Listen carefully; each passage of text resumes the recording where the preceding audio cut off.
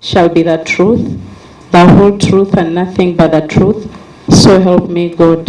A review of the food ledger supplied to several districts in the Karamoja and Elgon regions between 2009 and 2011 revealed that the amount of food supplied by different companies does not tally with the amount of money paid to the suppliers from the Office of the Prime Minister.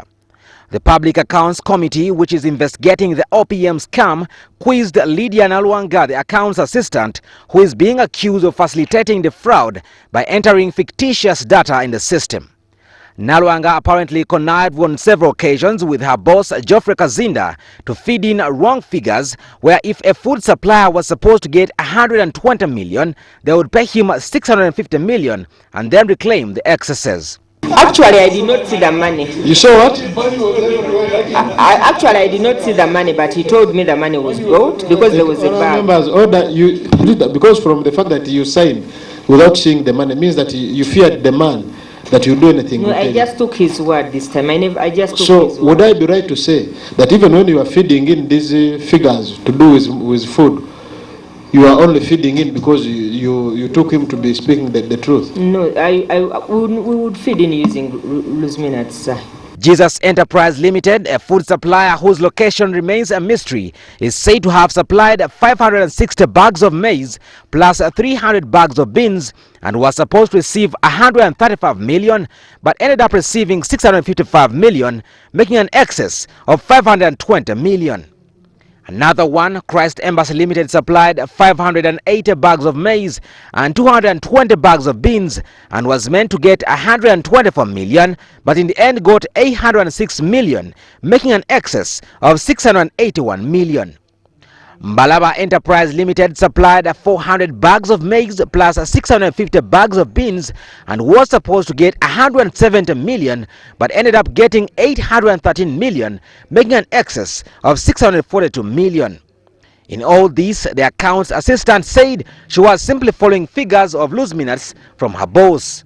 Would I be right to say that you used to fear so much Kazinda that you do anything he would tell you without applying your mind as a... Not anything. Some of the things we did were instructed. No, you answer my question. No, you need all the information would feed in the system would be approved by the PS, because after all, it would eventually end up in his office. Okay, I put it to you that you participated in defrauding the government of Uganda by making wrong entries when it came to food, and even facilitating fraud insofar as the loss of 95 million shillings is concerned, because it never got back to the treasury and you never followed up to see that Dixoka got the general receipt.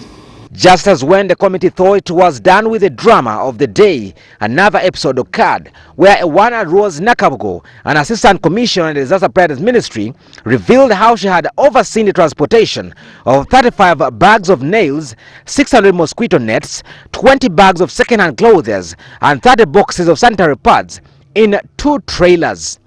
The items, which not even fill one taxi, used 10.5 million to be transported from Kampala to Kotido district, though the documents indicated that each item was transported separately. The trailers belong to Office of the Prime Minister. They only required fuel and allowances for the drivers. Right. Yeah, what we are saying, what on our plot is, the delegation must have specifically described what you are transporting. You would have said 35 bags. Did you requisition for the trailer? Did you requisition for the trailers? I requisitioned for fuel. How do you access the vehicles? The fuel was supposed to flow with the bags of nails. Surprisingly for this scandal, according to the date of receiving the fuel and delivering the relief items to Kirandongo and Kotido districts, the item took 30 days. The fuel was released on the 10th of February 2010, but the goods were supplied in March the same year. Katale Moses, the Best Television.